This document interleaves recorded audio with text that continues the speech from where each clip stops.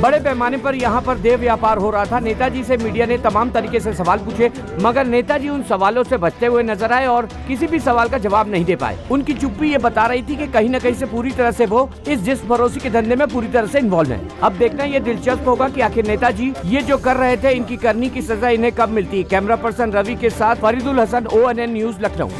आज आपको इस नर्क से आजादी पाकर कैसा लग रहा है? ऐसा लगा था जैसे हमारा नया जन्म भइल बा। इससे पहले आप लोगों ने कभी कोशिश नहीं की जुल्म के खिलाफ आवाज उठाने की? जे भी कोशिश करत रहे वो मार दिए जात रहे। वो तो न जाने भगवान कहाँ से एगो फरिश्ता भेज देले जे इ नरक से हमनी सबके आजादी दिलवाइलस। अब वो हमनी खातिर भगवान बड़े। मैम, आप कुछ कहना चाहेंगी? किस्मत वाला है वो माँ बाप जिनके ऐसा औलाद भइल।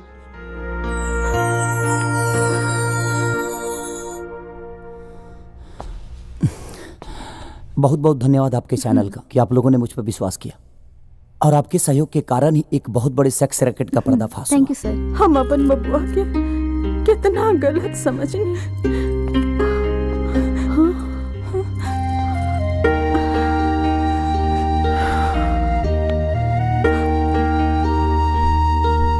अपना गलती पर आज बड़ा पछतावा होता बेटा। हमनी के बड़ा किस्मत वाला बानी सन कि तोहरा ऐसन बेटा हमनी के नसीब भइल। बड़ी गलती भइल हमरा से। आज तोहरा के अपन बेटा कहे में और अपने आप के तोहर बाप कहे में शर्मिंदगी ना बेटा, गर्व महसूस होता।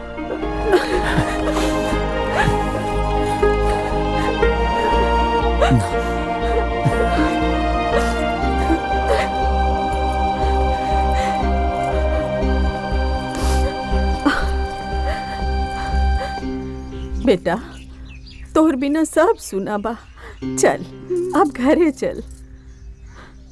खाली अकेले मत आइहा, हमरा पतोह के भी लेके आइहा। ठीक बाबू जी। हाँ। चलिए।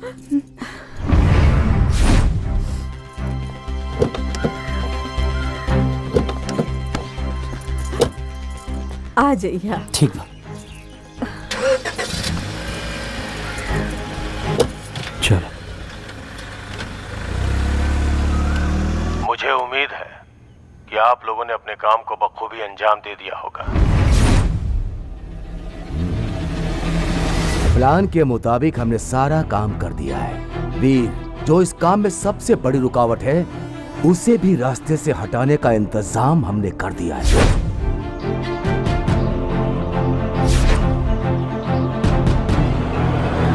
इंशाअल्लाह इस बार हम अपने मकसद में जरूर कामयाब होंगे। खुदा हाफिज।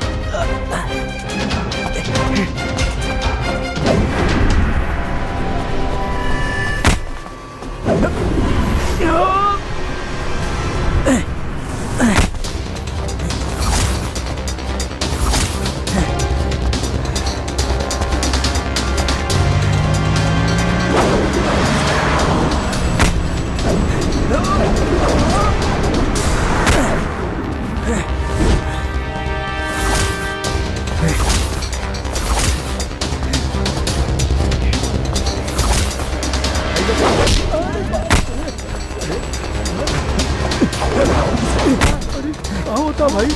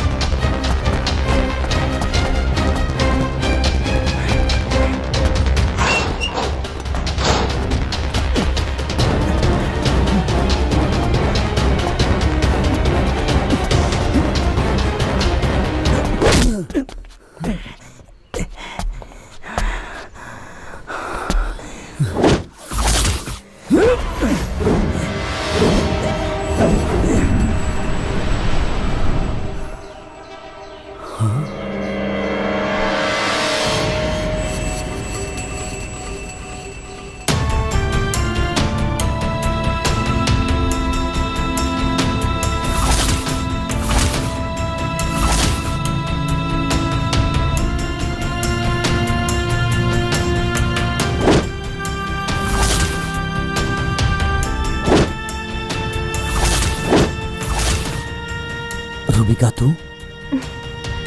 रूबिका नहीं, मेहरुनिशा फ्रॉम पाकिस्तान।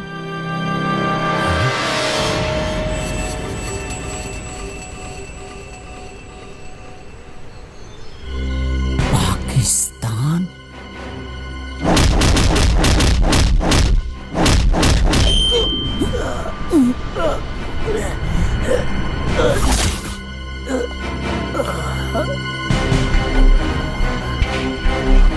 तुम पाकिस्तानी हो? तुमने मुझे धोखा दिया। मैंने कहाँ धोखा दिया, ये तो हमारी फितरत है।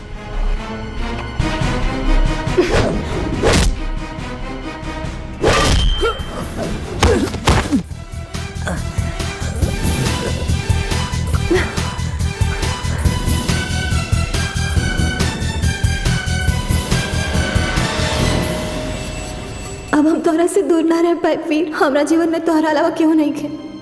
धोखा मत दिया, ना तो अपन जान दे दे। तुमने मेरी मोहब्बत का ये सिला दिया है, लेकिन मेरा दिल ये मानने को तैयार ही नहीं है कि तुमने मुझे धोखा दिया। कह दो कि ये सब झूठ है। तुम मुझे बहुत चाहती हो।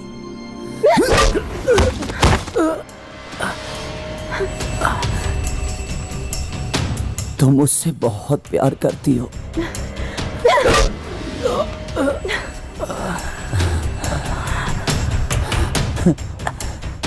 तुम मेरे बिना जी नहीं सकती।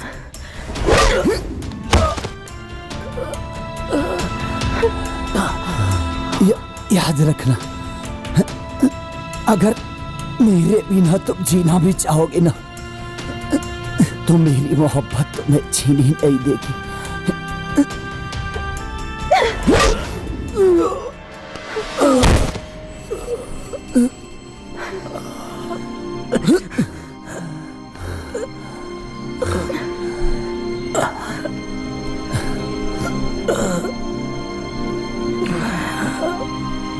तुम हिंदुस्तानियों की सबसे बड़ी प्रॉब्लम क्या है पता है? तुम लोग बहुत इमोशनल होते हो, किसी के भी बात पे भरोसा कर लेते हो। मैंने जो स्टोरी तुम्हें बताई वो झूठी थी। तुम उसी दिन मेरी नजरों में चढ़ गए थे, जिस दिन तुमने हमारे 13 पाकिस्तानी भाइयों को अपने ऑपरेशन में मारा था। उस नामाकुल मेजर वीर ने हमारे 13 पाकिस्तानी भाइयों को मारा है, अल्लाह कसम। अब उसी के सपोर्ट से बम ब्लास्ट करके 13,000 हिंदुस्तानियों को मारेंगे। हिंदुस्तानी खुफिया बहुत एक्टिव है, विस्फोटक ले जाना नामुमकिन है। RDX भी जाएगा और ब्लास्ट भी होगा। मैंने सब प्लान कर लिया है और मैंने तुम्हें अपने प्यार के जाल में फंसा के निकाह तक ला दिया। और यही बात जब मैं अपने बॉस को सुना रही थी तो हमारे मकान मालिक और मालकिन ने सुन ली। बेचारे खामोखा मेरे हाथों मारे गए। आतंकवादी हमारे देश में ब्लास्ट करना चाहती हो? वो तुम्हें नहीं छोड़ेंगे। अभी पुलिस वालों को इन्फॉर्म करते हैं हम।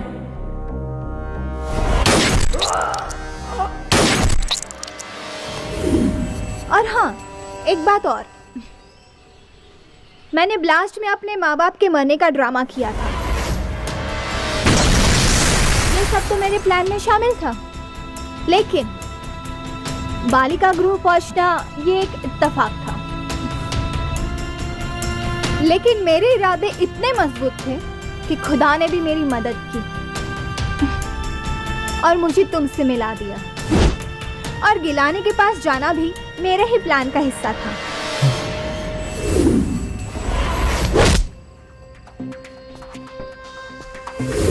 और लखनऊ स्टेशन पे मेरे पैर में कोई मोच नहीं आई थी, वो भी मैंने एक नाटक ही किया था। क्योंकि जो बैग तुमने उठाया था उसमें RDX था, क्योंकि मैं जानती थी कि उस RDX को तुम्हारी मदद के बिना इस शहर में लाना नामुमकिन था। वहां मौजूद पुलिस वालों ने तुम्हें देखते ही हमें बगैर चेकिंग किए ही स्टेशन से जाने दिया और मैं अपने प्लान में कामयाब हो गई।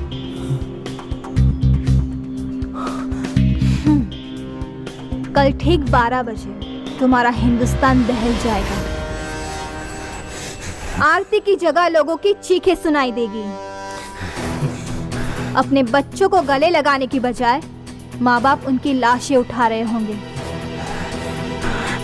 खाने के हर प्लेट में मांस के लोथड़े होंगे।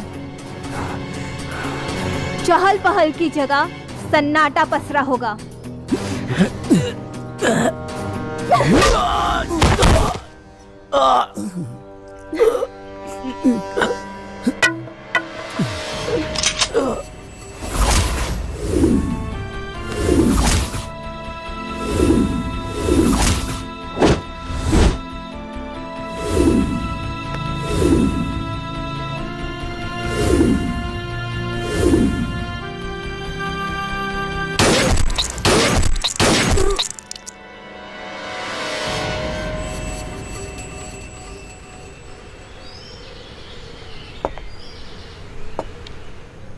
उसे जहन्नुम पहुंचा दिया।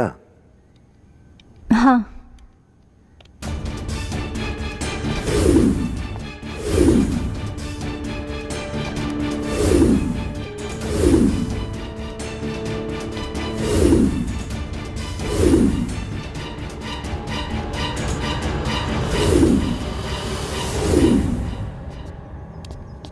अस्सलाम वालेकुम। वालेकुम अस्सलाम। भाइयों, अब वो वक्त आ गया है कि हम अपने भाइयों की शहादत का बदला इन हिंदुस्तानियों से ले सकें। और इस नेक काम में अगर आपकी जान भी चली गई तो आपको जन्नत मिलेगी। कल ठीक 12 बजे सभी जगहों पर ब्लास्ट होगा और जब तक यह खबर पूरे हिंदुस्तान में फैलेगी आप लोग मुल्क छोड़कर नेपाल में दाखिल हो चुके होंगे और फिर नेपाल के रास्ते वतन वापसी लौटने की जिम्मेदारी शब्बीर संभाल लेगा। और याद रहे, हमें सिर्फ कामयाबी चाहिए, क्योंकि नाकामयाबी का मतलब सिर्फ और सिर्फ मौत होगी। खुदा हाफिज। खुदा हाफिज।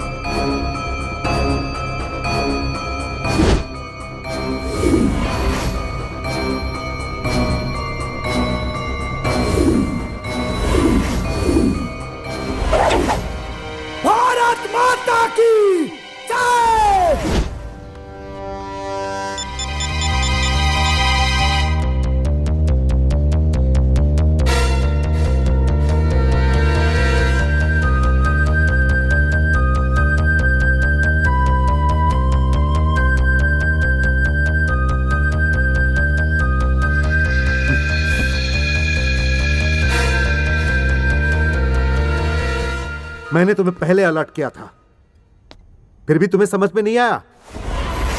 हमारे फौज के लिए कितनी शर्म की बात है कि एक इंडियन कमांडो को एक पाकिस्तानी लड़की ने मार देती। सर, मात मोहब्बत में मिली है, लेकिन मेरी मर्दानगी उस पाकिस्तानी लड़की को उम्र भर याद रहेगी। इडियट! अगर ये बात मीडिया में आ गई तो तुम्हारे खिलाफ इंक्वायरी बैठ जाएगी और उन दोगलों को पकड़ना मुश्किल हो जाएगा। लेकिन मैं अपनी बहादुरी पे लगे हुए दाग को धोना चाहता हूं। मामला हमारे देश की सुरक्षा का है, हजारों लोगों की जान का है, और समय है सिर्फ 24 घंटा। कैसे रोकोगे ये तुम्हें डिसाइड करना है। मैं तुम्हें पूरा सपोर्ट दूंगा। सर, उन दोगलों को हमेशा हमने मात दी है और इस बार भी देंगे। जय हिंद सर।